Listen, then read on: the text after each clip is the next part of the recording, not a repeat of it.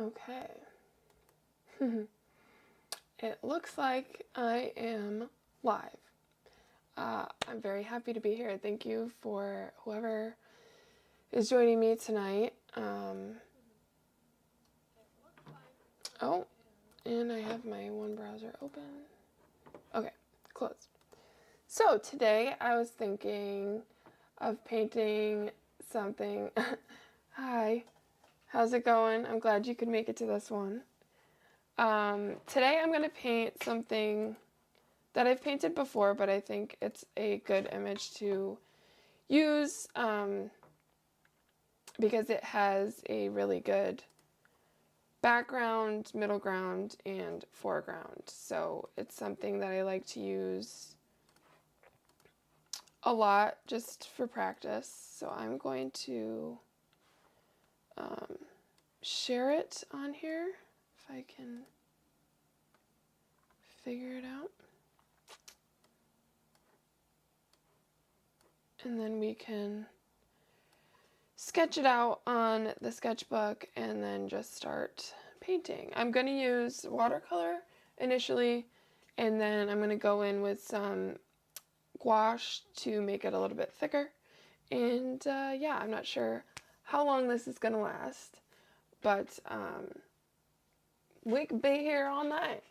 Just kidding. Nobody would want that.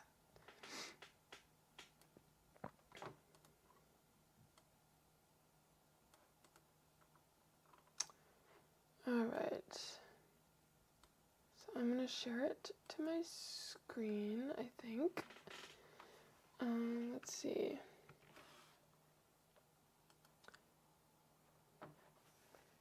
Hopefully you can see that. And then here is my sketchbook.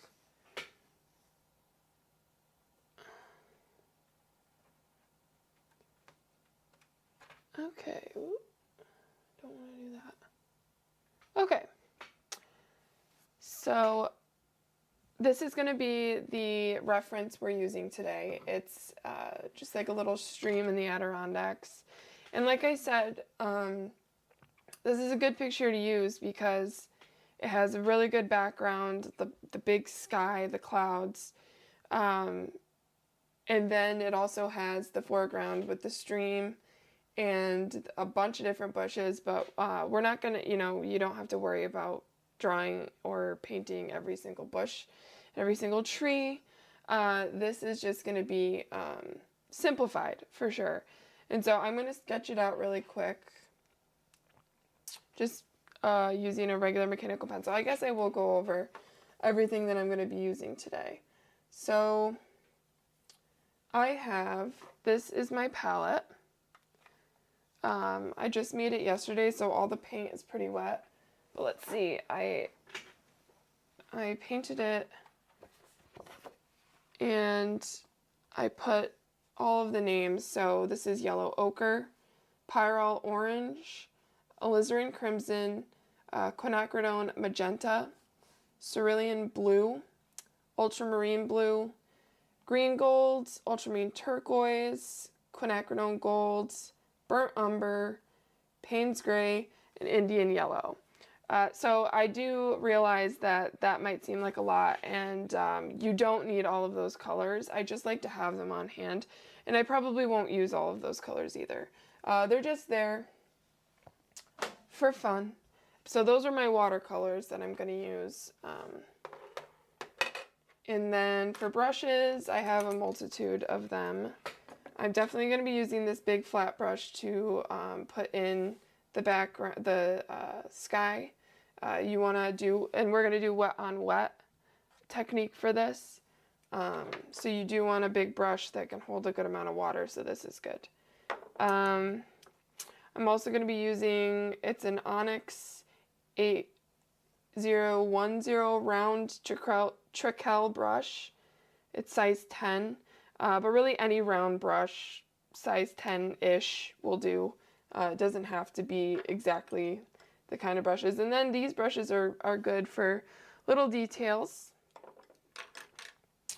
I do like to have this small flat brush on hand as well, because this one I will use for gouache mostly. And let's see. I like to keep, of course I'm wearing white and I got stuff on my shirt already. I like to keep one of these around as well. It's just a very cheap color wheel that I can reference while I'm mixing in case I get stuck. Because, you know, we all get there. It's Tuesday. I'm tired, so. And then here I just have the gouache that I might use at the end. So I just have titanium white, azo yellow, yellow ochre, ultramarine blue, and burnt umber. I know I'm speaking fast, so if I need to slow down, tell me in the chat. And also say hi in the chat if you're watching, because I want to know that you're here, because I'm happy you're here. Okay, so first we're going to sketch out the reference photo. And this can be a very loose sketch. I'll move this up, put that away for now. Move this up.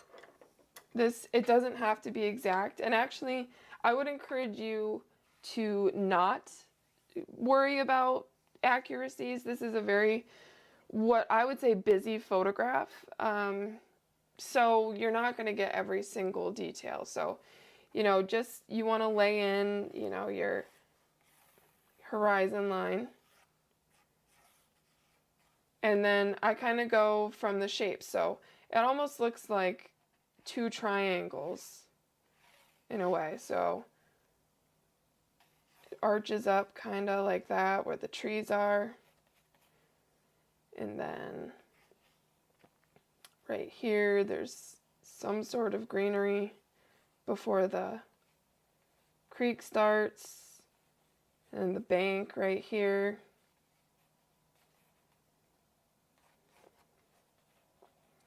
Then you kind of just continue it all the way over. It does not need to be perfect, like I said, because it's probably going to change anyway. And so there's a big bush over here. And I just kind of go with the flow. It does not need to be perfect. I kind of want to put in where my trees are going to be in the foreground, loosely. Again, no exact, because everything might change. And then, so I'm going to go with the bank on the other side, on the left side.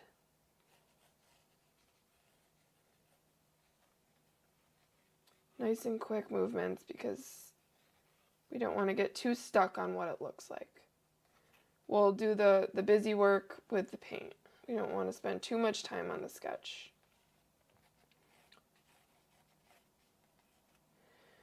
And then right on the left side that I'm looking at of the creek, you can kind of see there's big bushes right here. So we'll put, and then it kind of goes like that. And then there's some grasses right here. And so we'll kind of give it a little bit of depth to kind of show that they're individual bushes here and there. And I know it looks messy, but don't worry. I feel like I know what I'm doing. It always starts with a little bit of, I do always make swatches.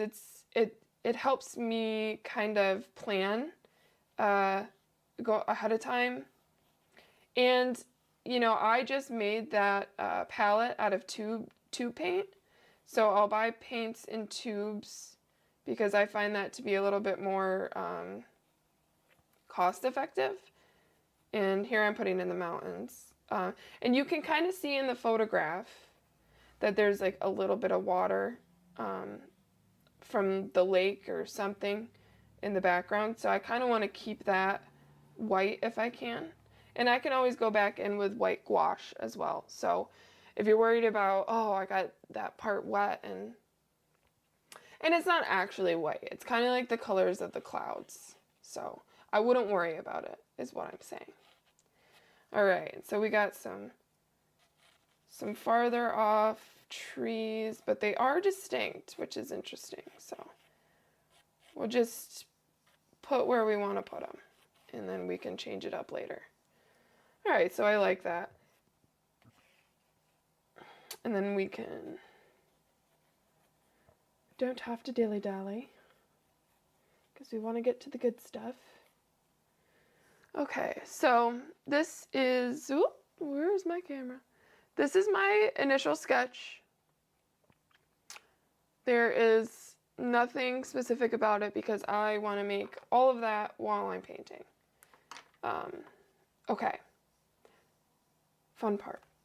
So I'm actually going to clean off my palette really quick with a paper towel so I can have a fresh start. I think I said this in the previous video, but if you weren't there, I use literally a tile from Home Depot. I think I actually got this at Lowe's, but either way. And it makes such a good palette, especially if I'm working on white paper. This is a white background, so it's perfect. And it's so easy to clean in between painting. So that's why I love to use it. All right. And then for my gouache, usually I am working on toned paper. So I use this tin. I think it was, I don't know, $2 on Amazon. And it's kind of discolored already from the paint, but I like to use this tin because then I can put a wet paper towel and I can close it and my gouache stays wet for a really long time. So not forever, but quite a while. Okay, so let's start painting. So I'm going to go in with this brush, and I just need another paper towel quick.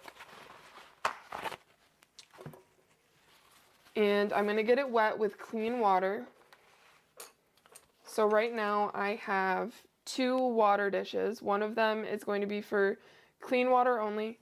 The other one is going to be for when I am cleaning my brushes. So I don't care if that one gets dirty. I do care if this one gets dirty. If it gets too dirty, your colors can get muddy and nobody wants that. So you keep this one as clean as possible, and if you have to switch it out while you're painting, definitely do so. I know it's a pain, but it definitely gives you a better outcome. So like I said, I'm gonna get this brush wet. And then I'm going to get this surface of my paper wet.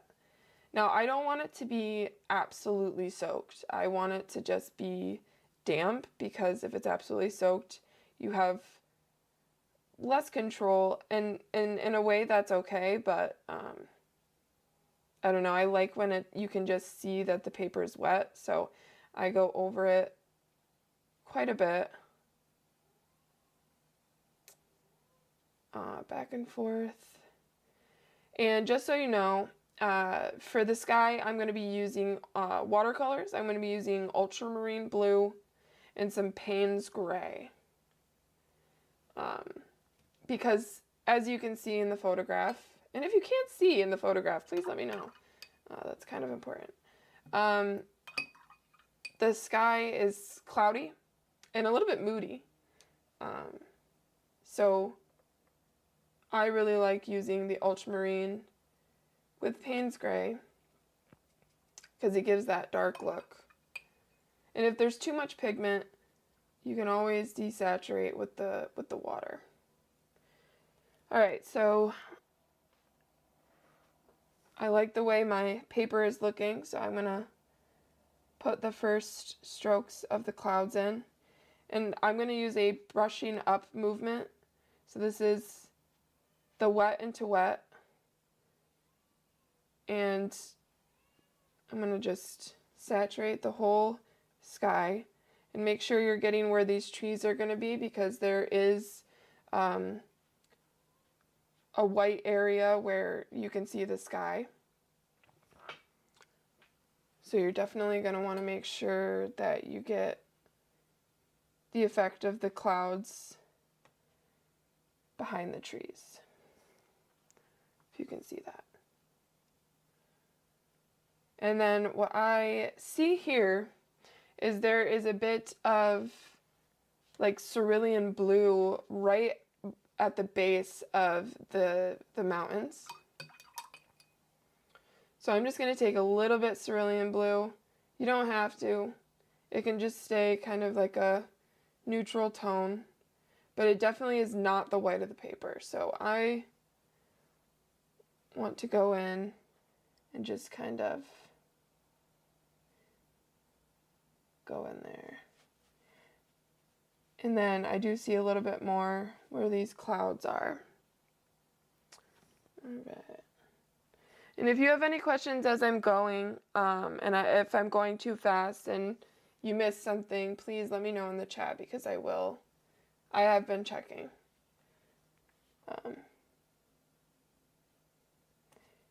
And I don't want you to feel like you're getting behind. And I want to leave that white of the paper because that kind of differentiates the clouds.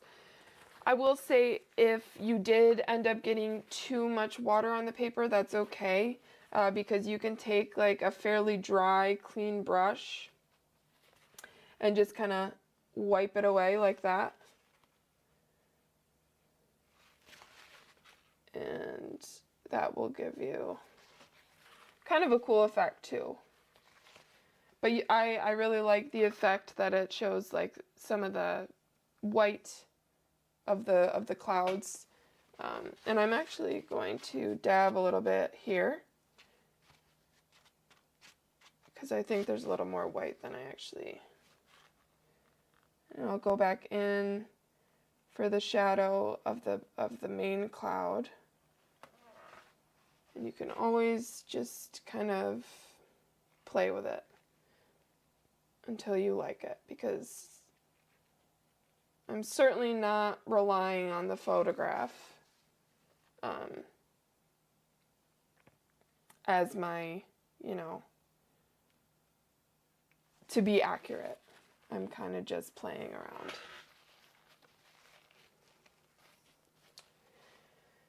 But yes, swatches are good because then I can reference it when I'm thinking about what to mix, what to use as a mix. And I know exactly what's on my palette because sometimes some colors can be very similar but also very different when they're dry. And then when you activate them, you kind of you just kind of forget. So that's why I like to have a swatch.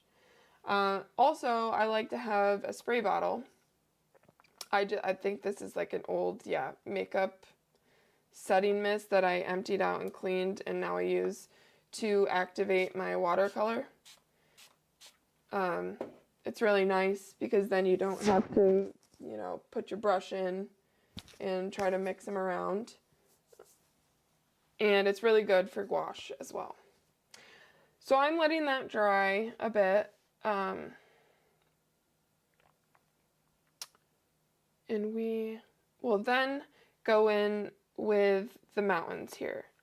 So we're going to kind of do the same thing, but I'm going to mix up what I want to use. So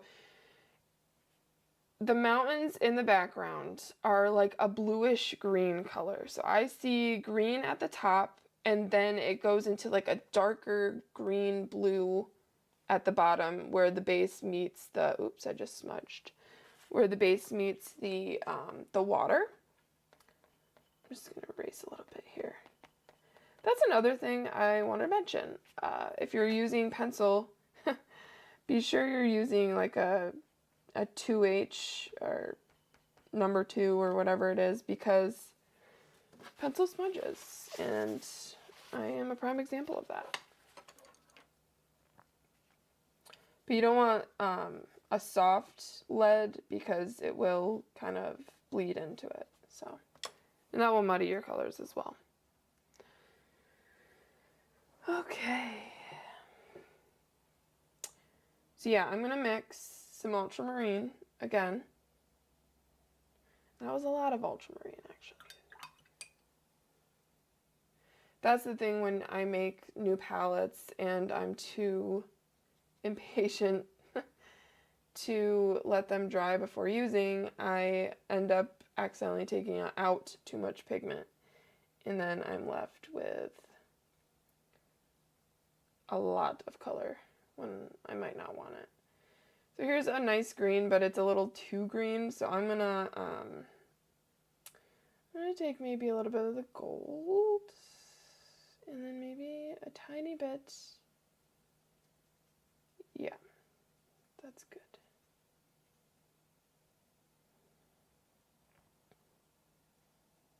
That was the magenta, by the way. I said it in my head, but not out loud, I think. And I'm just mixing this now because I'm still waiting for my paper to dry. And I don't really want to burden your ears with my hair dryer. But you are more than welcome to use a hair dryer if you think it's going to take a little bit for your background to dry. But I do think we're almost there. All right, so I have my mixture that I'm going to use for the top of the mountain. And I'm talking about these background mountains, not here or here yet.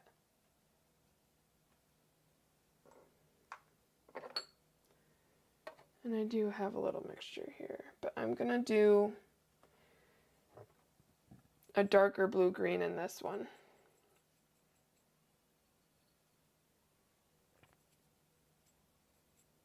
And then I'm going to add a little bit of Payne's Gray. Because when I squint my eyes, that is definitely one of the darker points in the painting. Okay, I think we are good to go. So I'm going to use a smaller brush than the flat brush this time. I'm going to use this brush, and I'm going to make sure it's clean first. And then I'm going to get it wet, but not too wet. I am going to dab it a little on my paper towel because I don't want it to be like oversaturated. And I'm going to get the mountains wet. And I'm going to try to just get the mountains. Like, I don't want to get the part of the paper that I want to leave as my water. So I might go in just a couple times just to make sure it's nice and wet. And I'm going to first go in with my lighter color. So I'm going to go in with the green-blue mixture I made first. And I'm just going to go at the tops of the mountains. So I'm going to let it bleed to the bottom. If you can see that.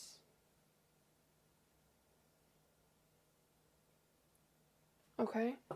And I might go in again just to get a little bit more color in there. And in addition to that, I'm going to kind of go in where it's still dry. And I'm going to put little tiny dots to kind of represent the trees, because I am looking at the photograph and you can kind of see the little points of the taller trees. So you don't have to, but I think it's fun and I think it adds a little bit of dimension. Let's see. Now I'm going to go in with the darker mix, this mix right here. And it might not be dark enough once I get in there, but for now I'm going to put it in right on the bottom while it's still wet. The paper should be still wet. And yeah, I don't think it's dark enough. So I'm going to go in with more Payne's Gray. And I'm just going to kind of... And I did go a little too far down. So I'm just going to try to dab it.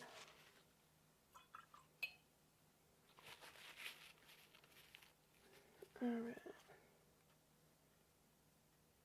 A little bit more. And so another tip I just want to let you guys know is if, let's say the paint dries, or I'm sorry, the paper dries before you're able to get back into it, kind of like right here, and it's not really blending as well, you're gonna want to let that whole area dry and then resaturate it with water. Otherwise, you're gonna pick up and it's gonna lead to bleeding of areas that you don't want to bleed. And now I kind of lost that greenish at the top, so I am going to go in again. Because I don't want to lose that. I like that.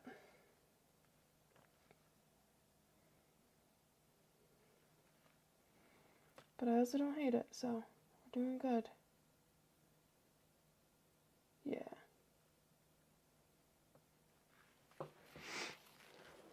Okay. And the good thing about this too is, like, if I plan to go over this with gouache anyway, then that's fine too. Okay, I am going to let that dry, but while we do that, I am going to start on this side's trees. So, if you look at the reference photo, the trees on that side are quite dark. So I'm going to want to do another darker mix like I did before. So I'll go in with ultramarine, Payne's Gray,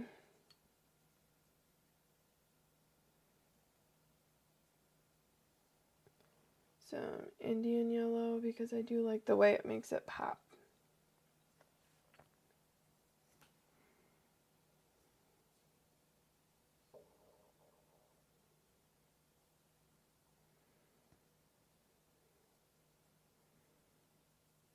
But you want to keep it like a bluish green, which is what I like actually about Payne's Gray as a color, because it can get so dark, almost black, but it can also be used as a blue when it's desaturated with water, so it's actually a really cool color to use.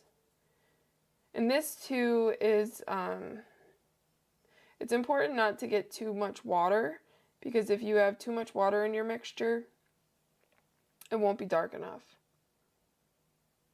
Which you can always go back in, but it's nice to have a dark enough mixture to begin with.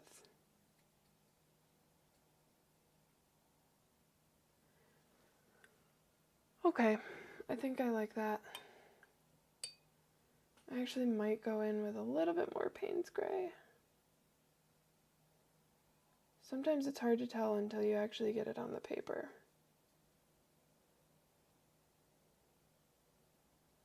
Alright, we'll start with that. So I'm actually going to use almost like a detail brush because I am in my sketchbook, so I don't need a huge brush.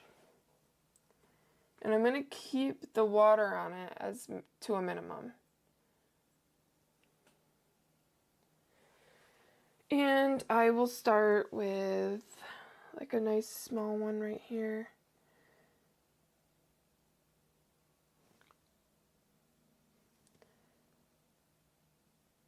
And I just kind of go down as I go, leaving some things up to the imagination.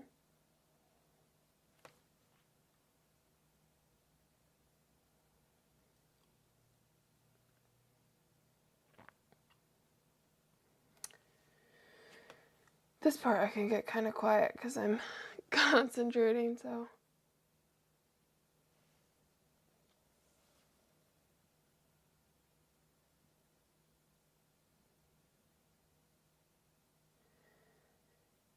But yeah, so basically I just kind of do, these are all like pines and spruces out here, so this is in the Adirondacks in, I think, October?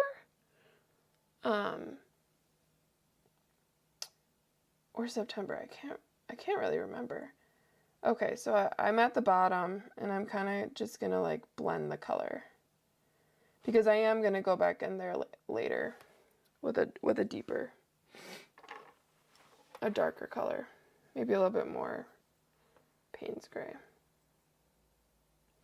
because it does appear that they are all in shadow.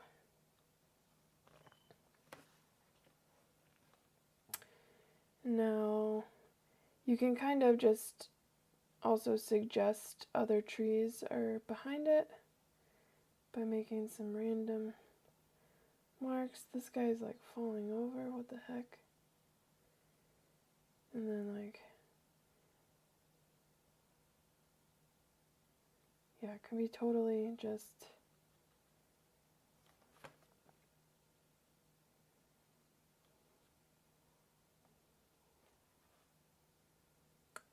rando.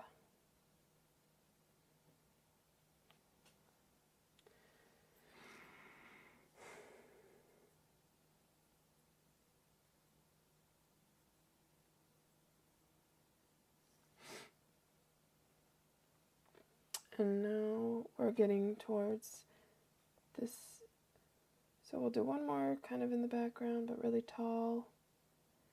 We'll make this guy like a, I don't know. A lot of the trees in here aren't looking too good, so we can make him kind of like, oh, what the heck's going on, man?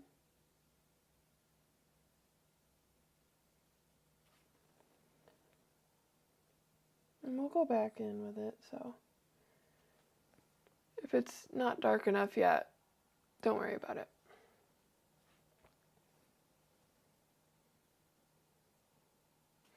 This is kind of just to get the overall shapes.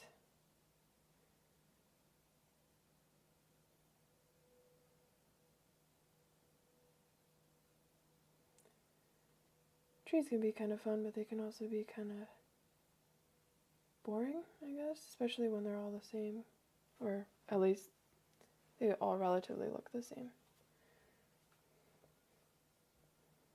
If your page is wet, I would just say be careful. I always do this. I always end up accidentally just like putting my whole hand in wet paint. I didn't do it this time, thankfully, but I am definitely guilty of it.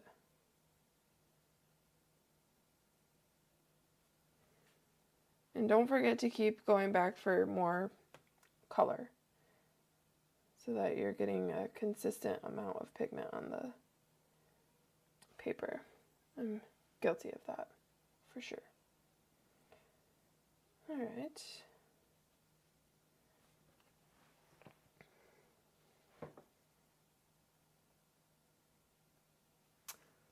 Oh, okay, have a good night.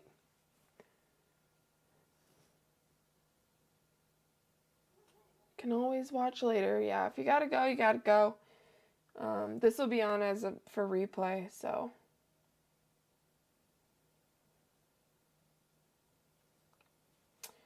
And we'll do a couple more bigger ones. But this one is, or at least it looks like it's a little farther away, so. You can vary the heights. You can do a bunch of different things, which is nice about that. I like to go half from photograph, half from imagination. Maybe more from imagination than I'm actually admitting, but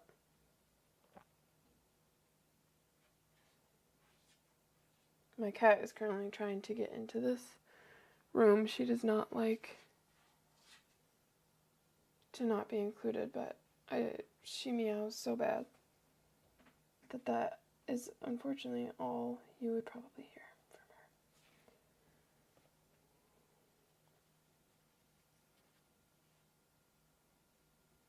from her. Aw, I know, that is the best part. Lives are pretty cool like that. Better than Zoom. Get enough of Zoom.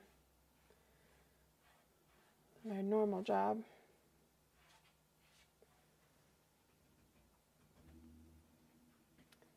Alright, we'll do one more.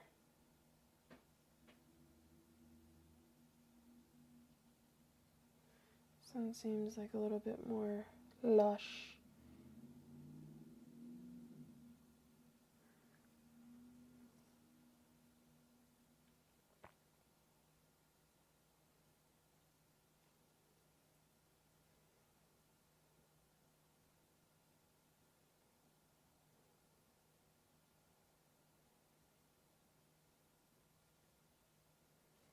Alright.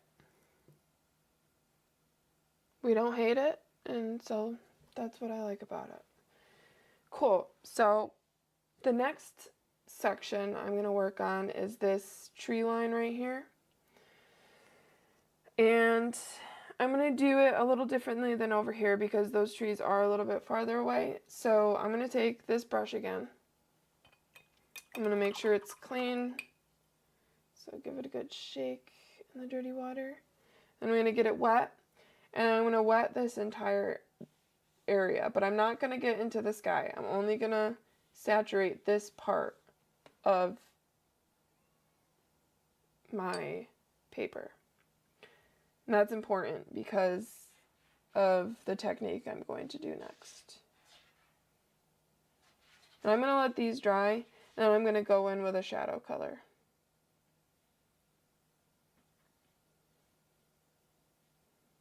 Okay, so next I'm going to take this detail brush again. And I'm going to use that darker color. I'm actually going to add some Payne's Gray. I might have to re-wet my paper. Sometimes I don't plan ahead. Payne's Gray and Green Gold. And I'm going to go in and just kind of, yeah, I'm going to have to re-wet it. Oh, such is life. But now you see the effect I'm trying to give. So we're going to do little trees here and there, some taller. Don't leave the tall guys out. And then we're going to bring it down to kind of suggest trunks, stuff like that. Definitely be sure to vary the heights to make it look more natural.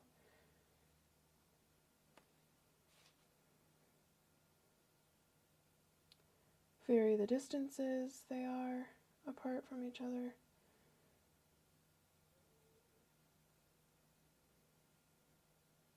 And definitely do not worry about like details of the trees. Just want to suggest that they're there.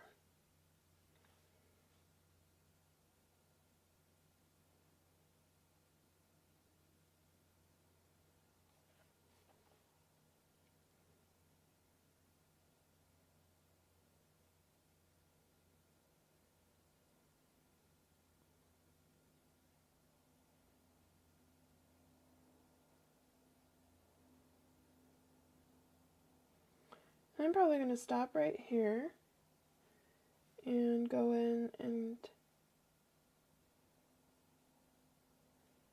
smooth it out where I want that to be. Come in with the color,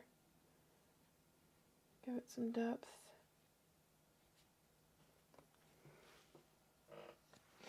And now I'm going to actually take this color because I really love it. I'm going to remember it.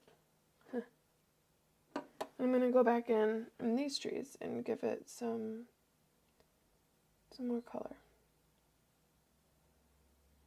And this is much faster because you already see where, you're not actually creating the tree. You're just kind of going in and adding a little bit here and there. And my favorite kind of watercolor is like, you're just putting dots everywhere, but somehow it ends up making sense.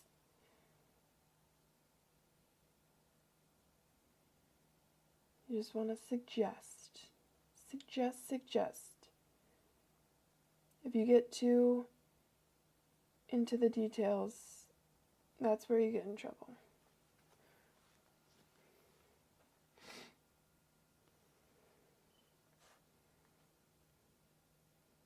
And then you just suggest shadows. Yeah, but these trees are all pretty much in shadow, so I'm just gonna tilt it up. So key is with watercolor, starting lighter is actually better because you can always go in with a darker color, but it's a lot harder to lift the darker color when you use it initially. So it's totally okay that you use a lighter color to begin with.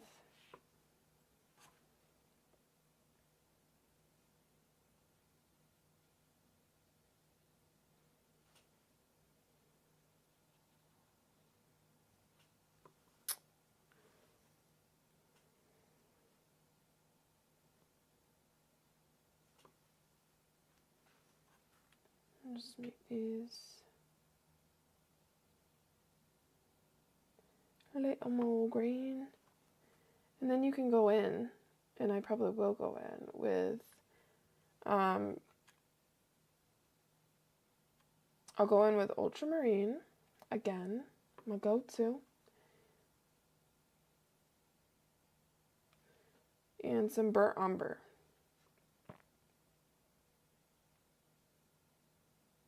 For the trunks. And get those nice and defined.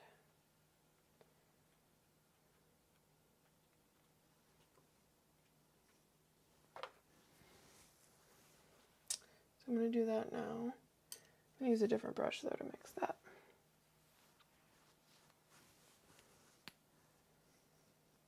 So,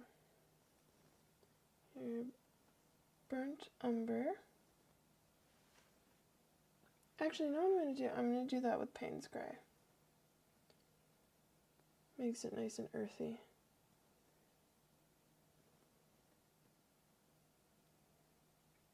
And because this brush has a nice point, I'm just going to use that to put the trunk in. And it doesn't need to be a solid line. You can put it, wherever it makes sense. This one is a little bit thicker than the other ones.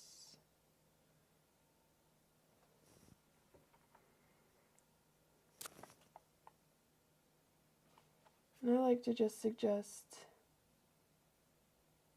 it's darker where that is.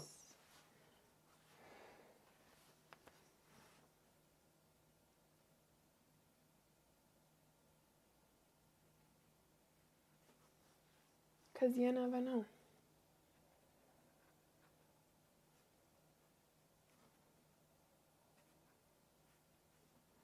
And maybe I'll put in some of this mixture in with that. We're just making it up as we go now.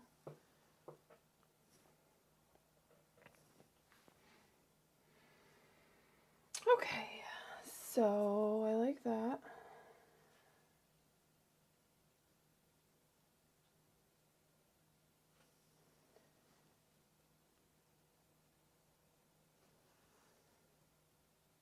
Good.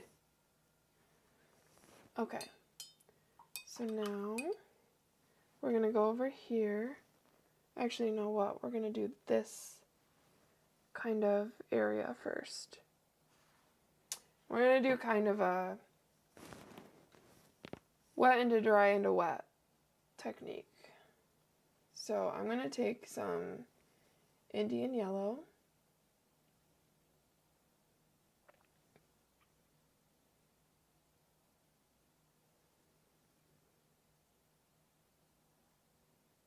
And just Indian yellow, and I'm gonna make sure it's not too wet on my palette. But I'm gonna put it right here, and you might be thinking, "Girl, you're crazy," but don't worry. I'm gonna make it look good. I swear it. And kind of do it as you would like a bush or something. Random little dots. You can even make it kind of come up into where the trees are. And then, while that paint is wet, I'm going to take some green gold, some ultramarine, make it a nice rich green, and I'm going to put some of that in there too.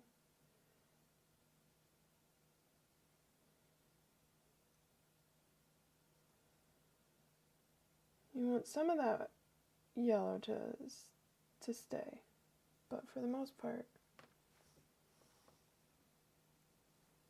doesn't need to.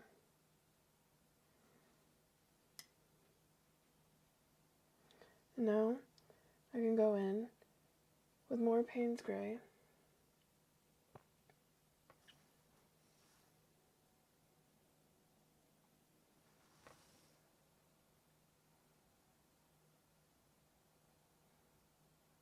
On the bottom.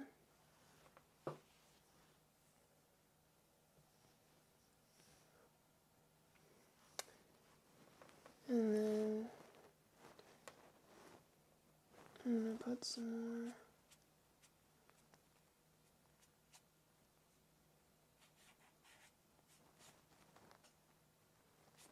A little bit of dry brush for now. I'm going to let that dry because I'm going to go back in with more colors.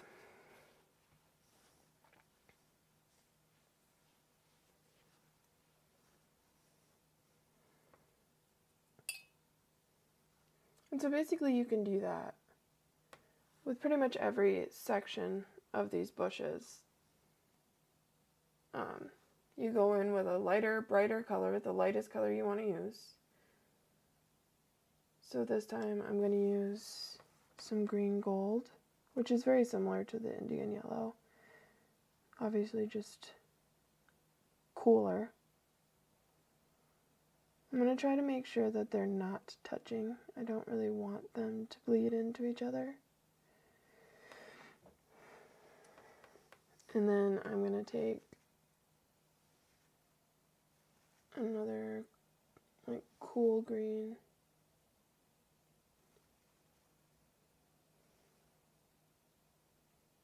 Actually, this is not a very cool green, but I do kind of like it. And you want it to be kind of creamy, especially if you're adding it. You want to just kind of put the shadows in as the paint is drying, or wet, still wet, to give it that effect of varying values.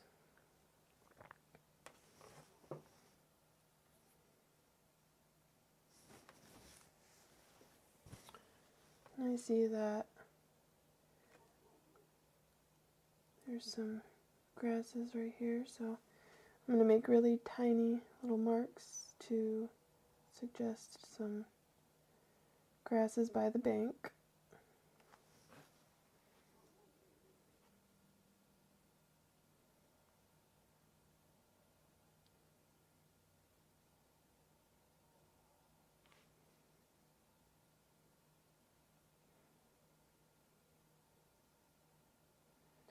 And you can make some darker areas where you see fit.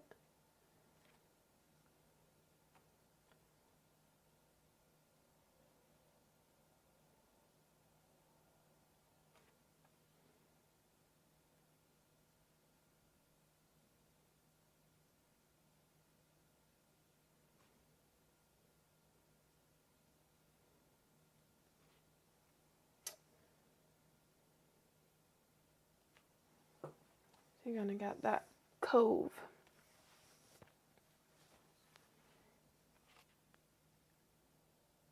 Here I am thinking that this wouldn't be long enough. I'm already almost an hour in. Huh.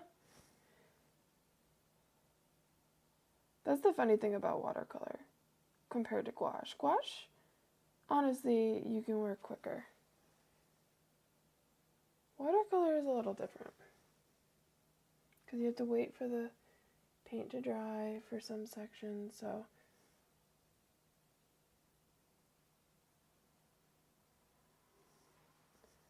it does take a little bit longer. So I'm going to go in with a little bit darker area here.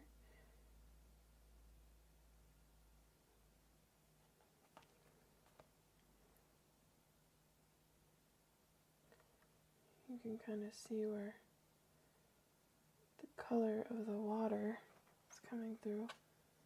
And do a little bit of dry brush here. Just to suggest. We love suggesting here. And then the bank over here is definitely pretty dark.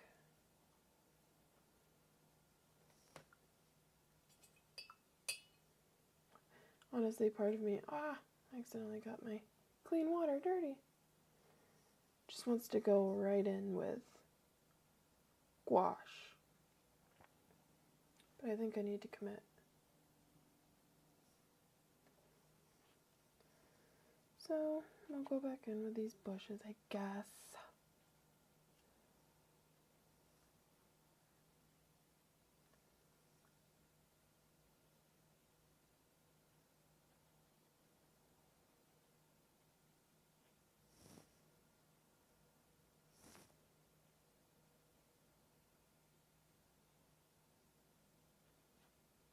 If you are enjoying this and you're still watching, thank you very much. I truly appreciate it. And if you don't mind giving it a thumbs up, it'd be wonderful.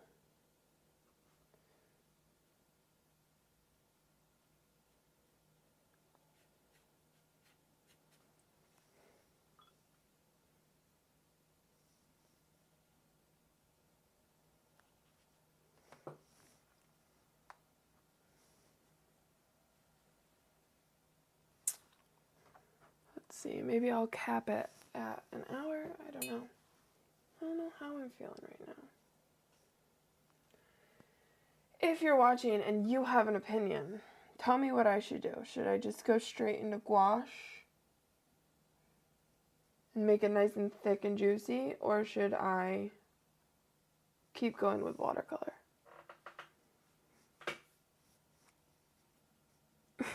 And then I'll get like no response. That's okay.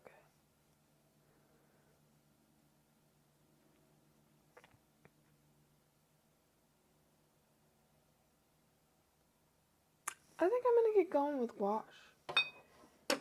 I think everybody will be happier for it.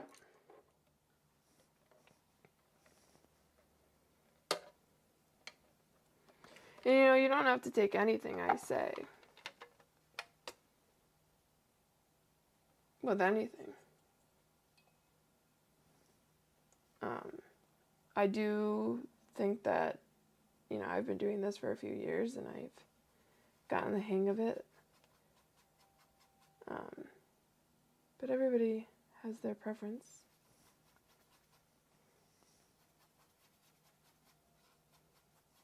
Like, I just love how beautiful gouache can be.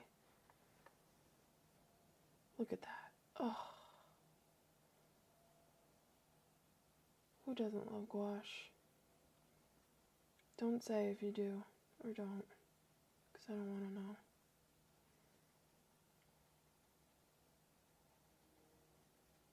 Because I just love it.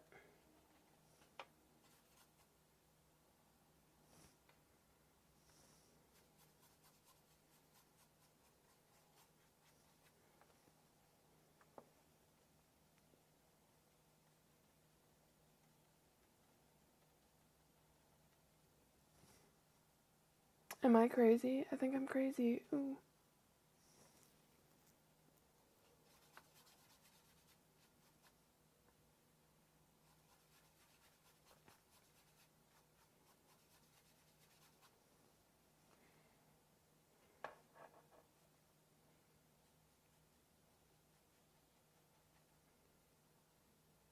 That's okay.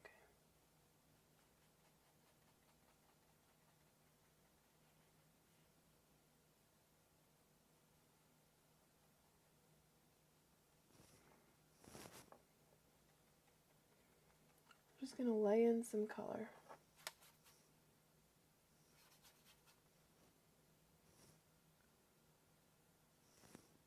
We're going to see how it goes. Why not? What do we got to lose? Nothing. Could come out like crap, but, you know. I'm willing to make that mistake for you.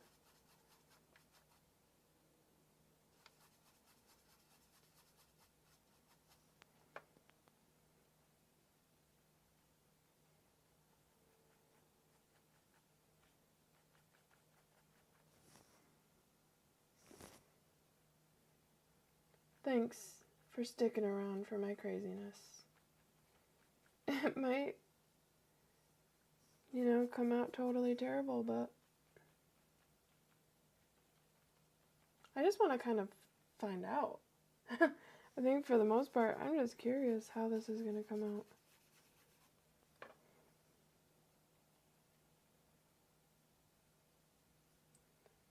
Using this flat brush so that I don't worry truly about like any sort of detail yet. This is all just blocking in. And that's the thing that I love about just like painting in general and like finding your style is if you don't like it, change it. If you don't like the way something is coming out in a specific medium and they're both water-based, like what I'm doing now, change it. Literally no one telling you not to. Except for maybe your inner thoughts. But just ignore those. Duh.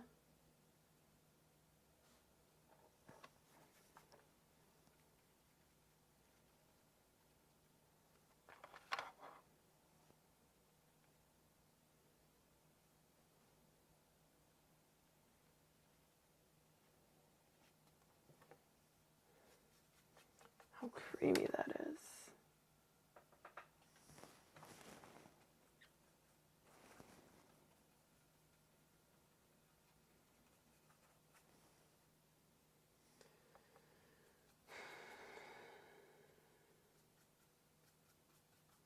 I like to use as little water as possible when it comes to gouache so that you get those nice thick layers.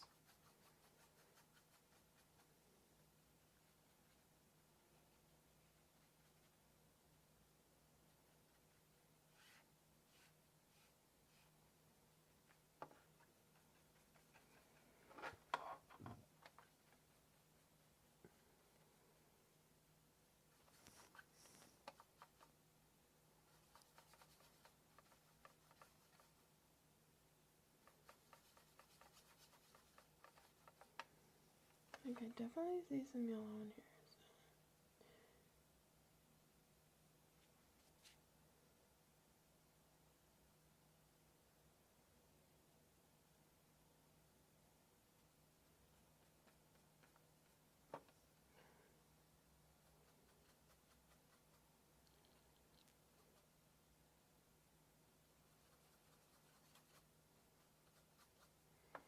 For these puppies, you can go in with an ultramarine mix again. Give it a nice, thick, juicy trunk. Because then you can go back in.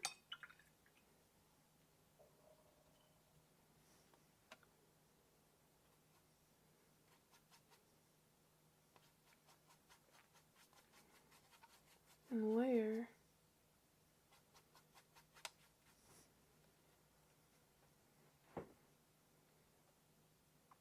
Thought I just saw something, but I guess not.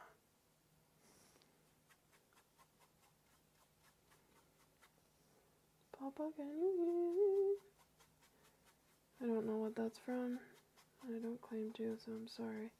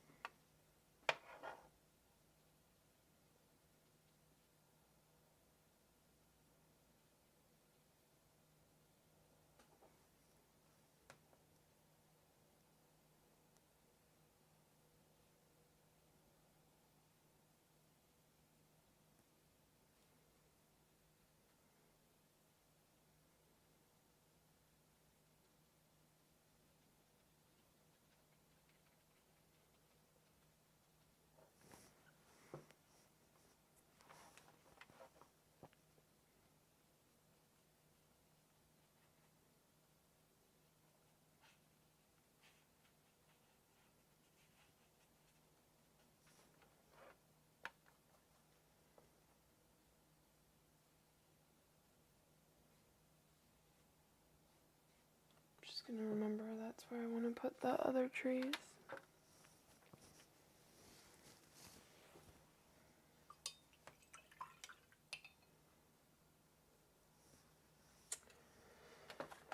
Let's see.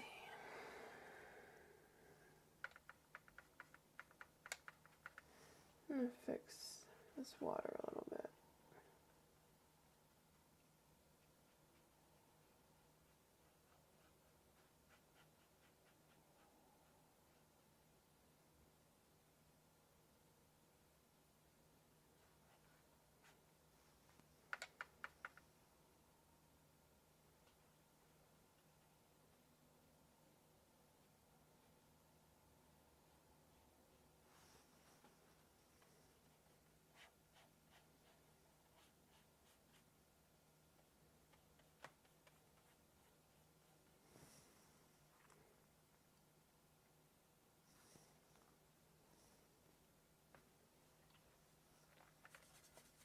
This is a good test to also be able to simplify your shapes. Simplify, simplify.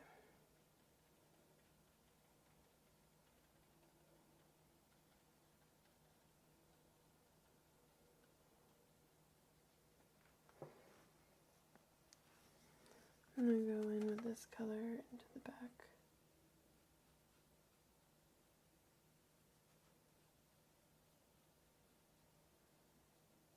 Kind of changing pretty much everything I just did. But that's okay.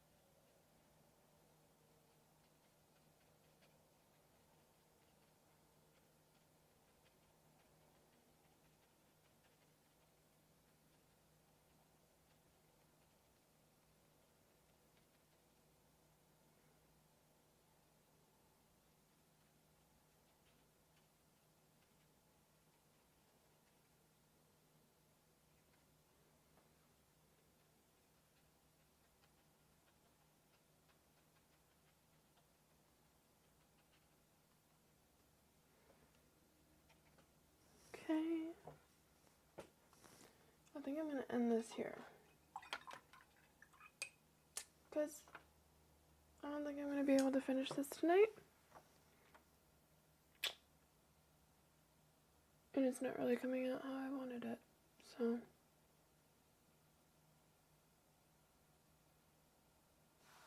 yeah. Well, thank you very much for watching.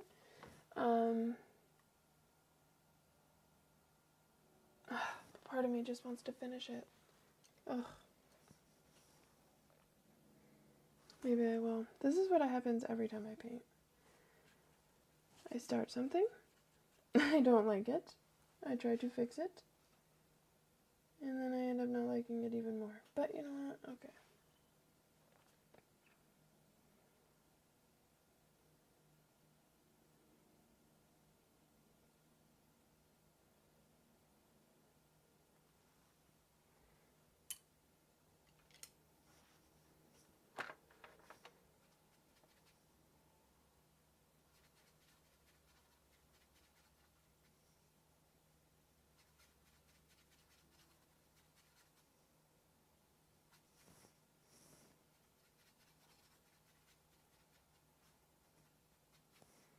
Let's see what we can do here.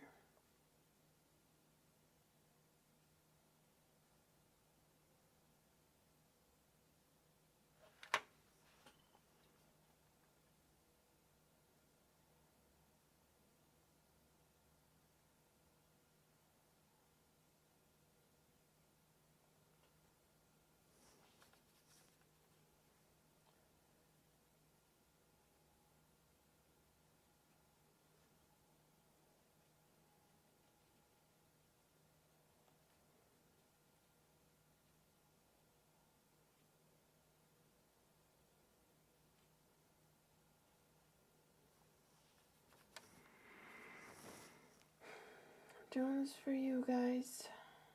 Doing this for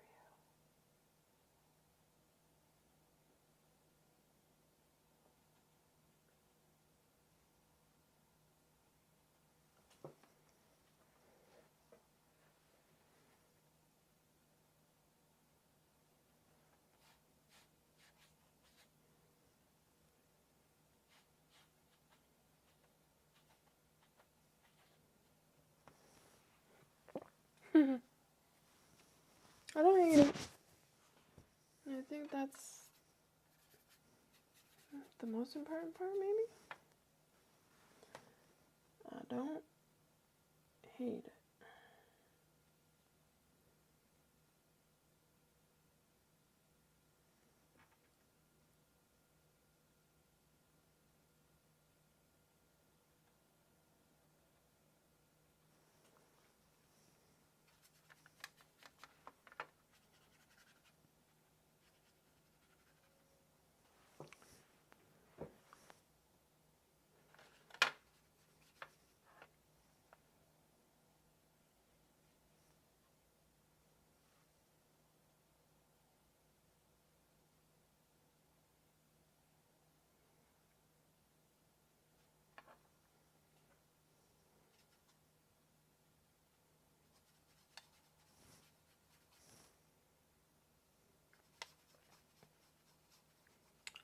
Sometimes I appreciate the silence this brings. Excuse me.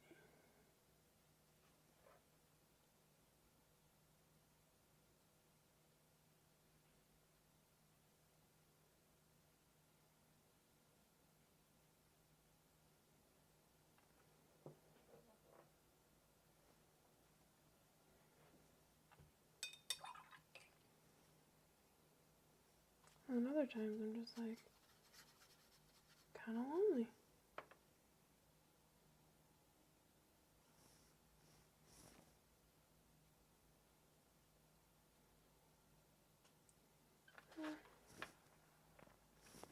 Just gonna give some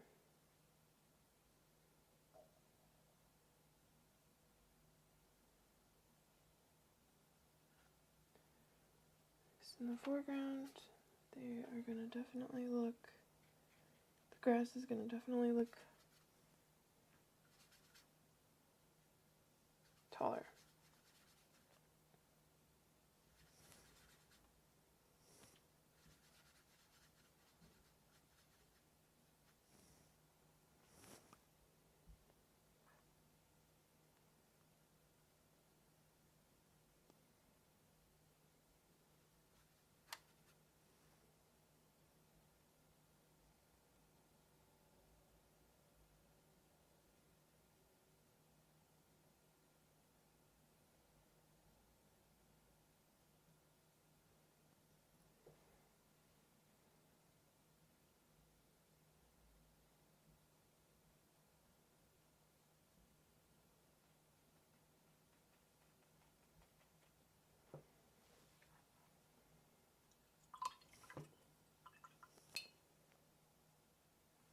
Sorry for my silence, sometimes I get in the zone.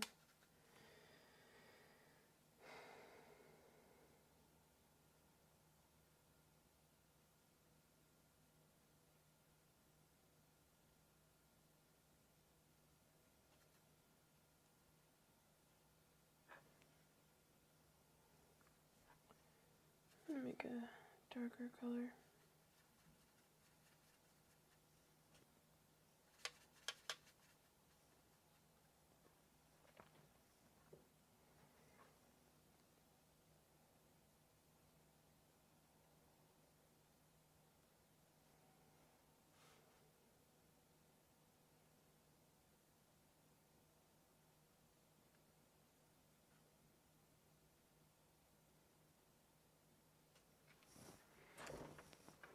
So now I'm just putting in kind of like some darker values with Bankus. Also noticing some darker values with the trees.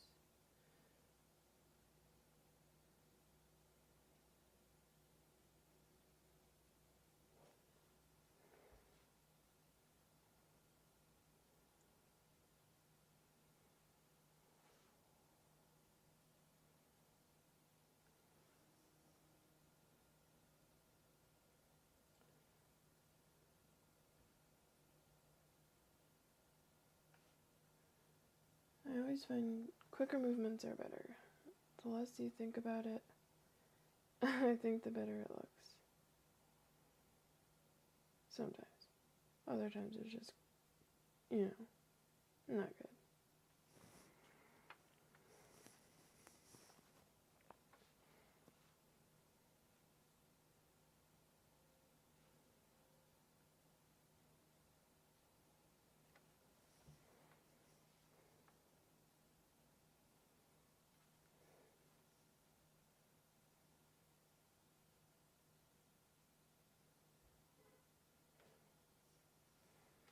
Okay. Back to the bank.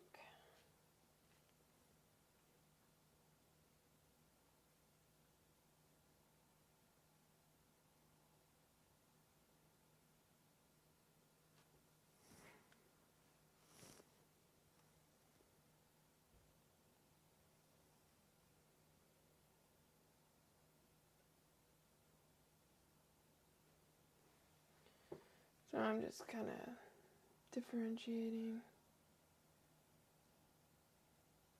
the pushes here. A little bit of value change.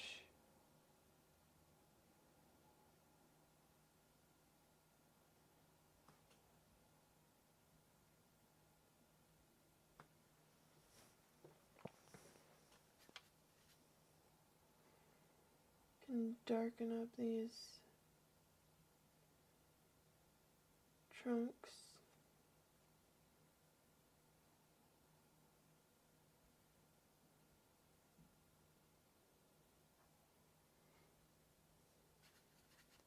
Some of the leaves here.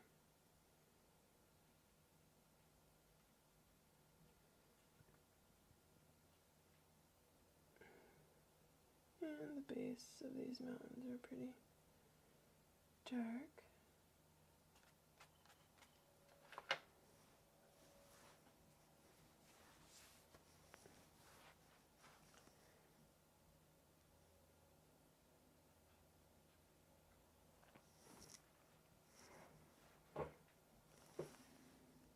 Alright.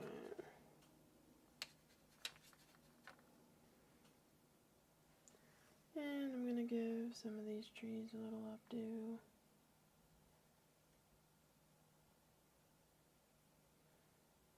Definitely darker.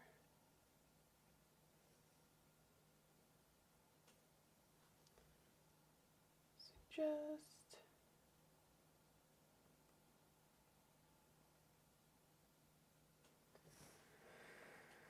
That's good. Then I'm going to add maybe a little bit more of a yellowish green to the back.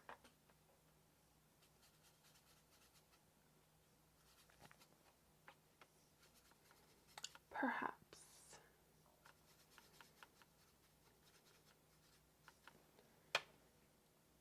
Like right here.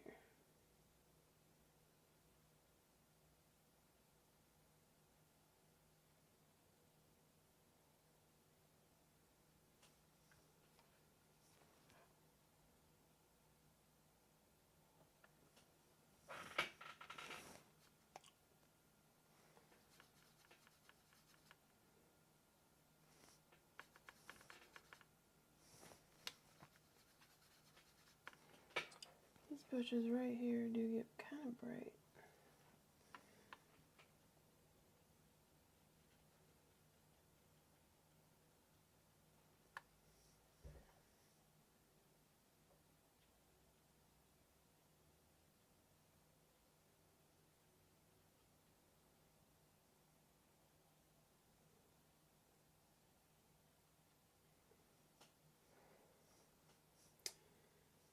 And I'll actually make this color a little bit more blue.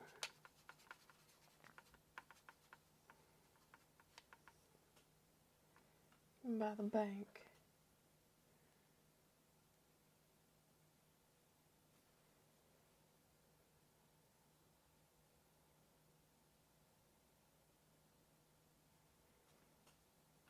Maybe some more whites just to show a value change.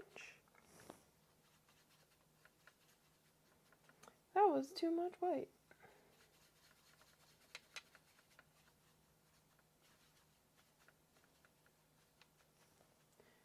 That still might be too much, but I do kind of like that color.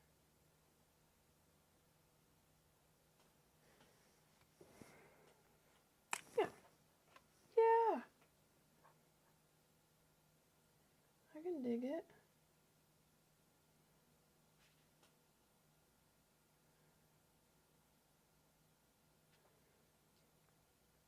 Got some of these greens right here.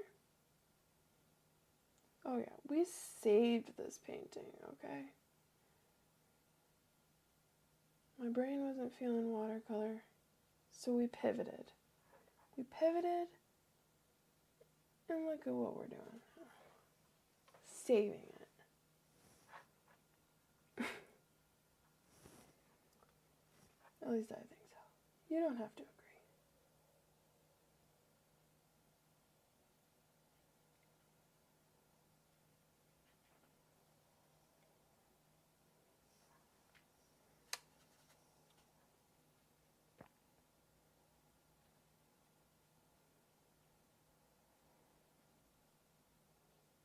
I just love the look of grass in the foreground. I think it gives a lot of depth.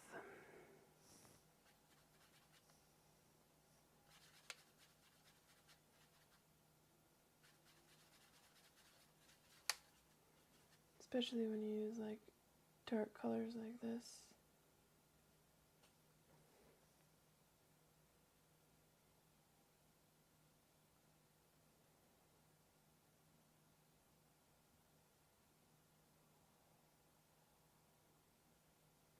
You give a variety. Direction. Not all grass are created equal. I didn't even use my yellow ochre.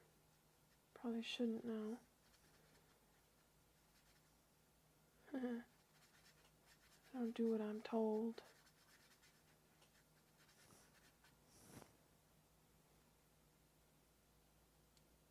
I do see some brighter grasses, so.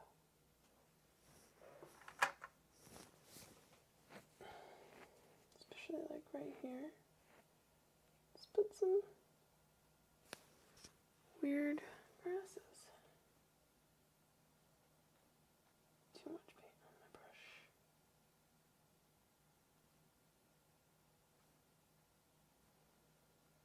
Yeah, I'm actually liking this a lot.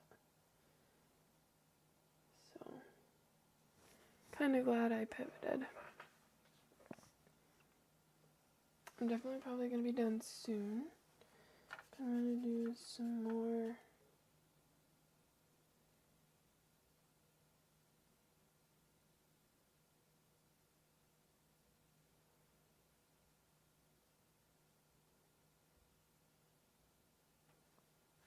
do a little bit of a mid-tone. Is some yellow. Yeah. Love that color combo. There's just something about gouache. I'm kind of in love. I don't know why. And I love watercolor, especially for portraits. If you guys are interested in watching watching me paint portraits, let me know. Because I'd love to do that for you too.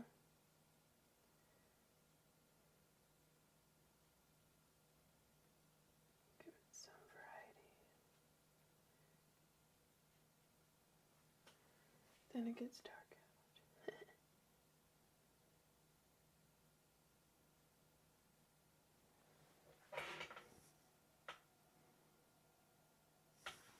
out. I'm liking it, peeps.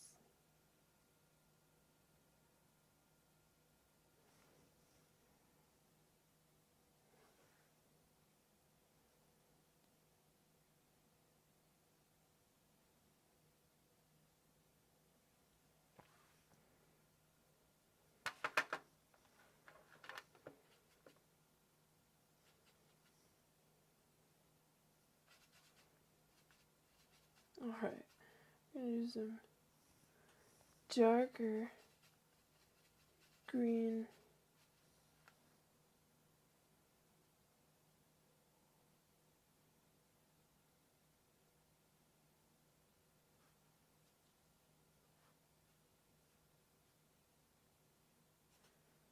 Oh, did I ruin it?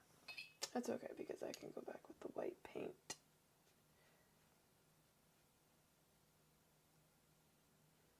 I don't think I ruined it. I also love gouache for its forgiveness because there are times where in watercolor I'm just like, yeah, there's no going back from this. But with gouache, that's not always the case. You really can recover. It's a beautiful thing.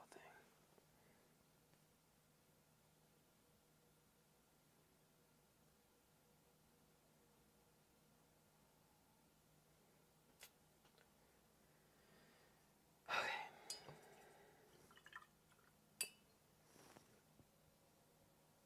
I'm going to add a little white to the water because I definitely, excuse me, I keep burping. My bad. Not sure where my manners went.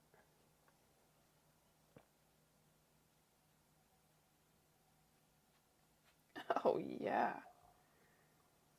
Sometimes, you know, when things are going right in your painting, you really are just like, I did that. And I'm very happy with myself right now. Yeah. There's something about painting live that just makes you really flippin' nervous, people. Because I never know how a painting's going to come out. Most of the time it comes out good, and I'm happy-ish with it. Well, actually, I wouldn't say most of the time. But in most cases, I am able to recover if I'm struggling. Sometimes, though. Sometimes you have to know when to say it's over. You did your best, but see you later. But with this one, I'm really happy with the dimensions that I'm seeing. Yeah, so pretty stoked. And I'm just gonna kind of go back in here.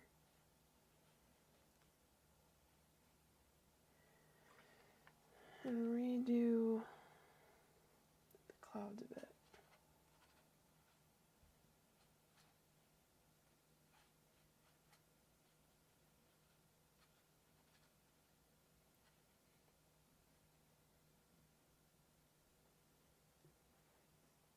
Make it just a little moodier.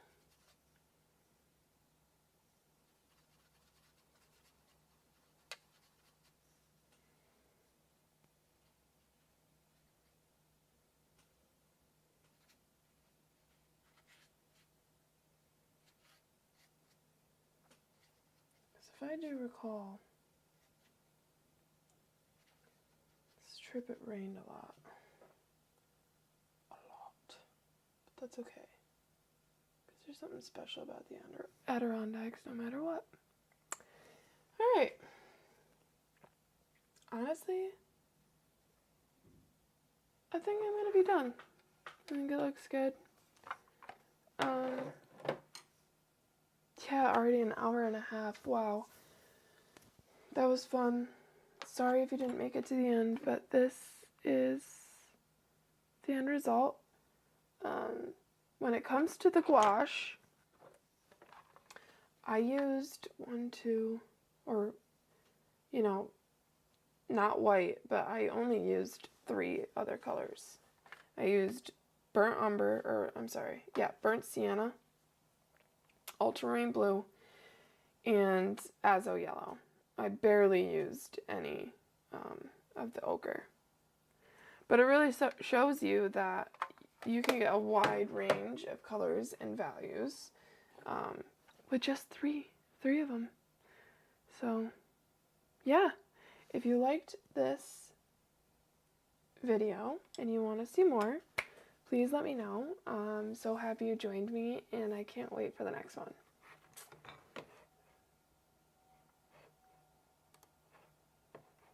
And be sure to like the video and subscribe, please. Okay, goodbye.